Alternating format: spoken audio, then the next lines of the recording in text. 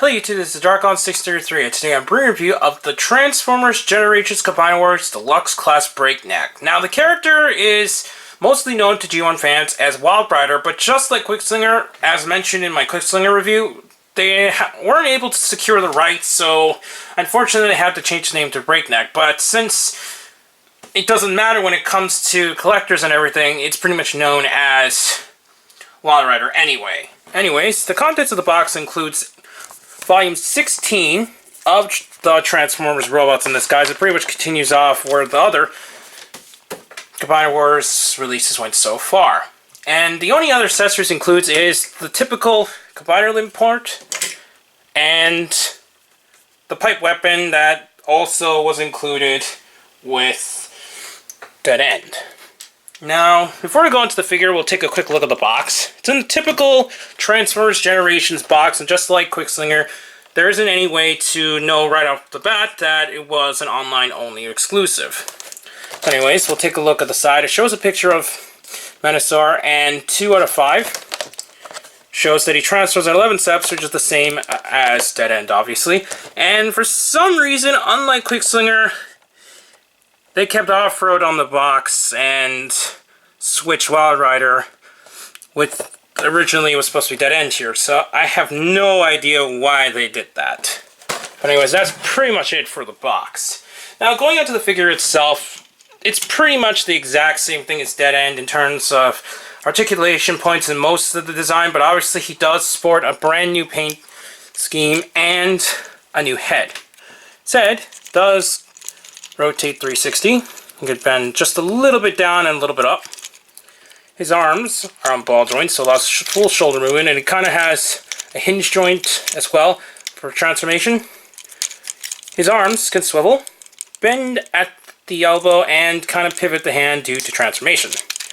He has a full waist articulation. His legs are on ball joints. While his full movement can swivel up on the top of the leg here and bend at the knee a little bit more than 90 degrees. That's pretty much it for the articulation. The weapon can easily be held in his hand as normal, which is still weird even for him to have a pipe weapon. And the same thing can be said for the combiner piece as well. I will be back to show you a comparison now with the full team of the G1 Stunticons. And here's a look at the full team of G1 Stunticons. Now, I obviously have excluded both Off-Road and Blackjack due to the fact that they weren't included with the G1 transformation, even though Blackjack is still supposed to represent the chest piece that goes over Motormaster's body when forming Menasor. But anyways, as you can see, it's really nice to have a full team of Stunticons, and it is pretty amusing that Hasbro just loves reusing this mold so many times, and I'm pretty sure we're going to see quite a more of it in the future. Anyways, this is a pretty neat setup, and while Off-Road is a pretty cool toy, I definitely think it's nice to finally see the full team of Stunticons together. Now, Breakneck actually has a really cool color scheme. I really like the red and black design color of the car, and it's kind of like an inverted Dead End just because he was mostly red with some black highlights throughout the body. But as you can see here, for Breakneck, he's pretty much the complete opposite of that. I really enjoy the type of vehicle that he becomes, and the wheels do roll pretty well on the ground, so that's good. And they're the typical plastic wheels, so you're not expecting any new rubber or anything. I doubt we're going to see any new rubber vehicles for Transformers toys in the present age, but it still is a pretty nice design. Just like with Dead End, you can attach the combiner limb up here and kind of give him the pipe design once again on the side of the vehicle. So I'm just going to quickly show you here. And there you have him kind of rolling around. So that looks pretty nice, and I really enjoy the design of the vehicle. I'll be back to show the comparison with the other G1 Stunticons in their vehicle mode as well. And here we have the 5 Stunticons in their vehicle modes. Now, Off-Road is still a really nice mold, and I think he works well to fit in with the other Stunticons, but I know a lot of G1 fans are more familiar with the team that they grew up with in the original G1 cartoon, and with Breakneck, or Wildrider mostly known in G1, just for the reminder of the video, I'm going to actually call it Wildrider just to not get confused.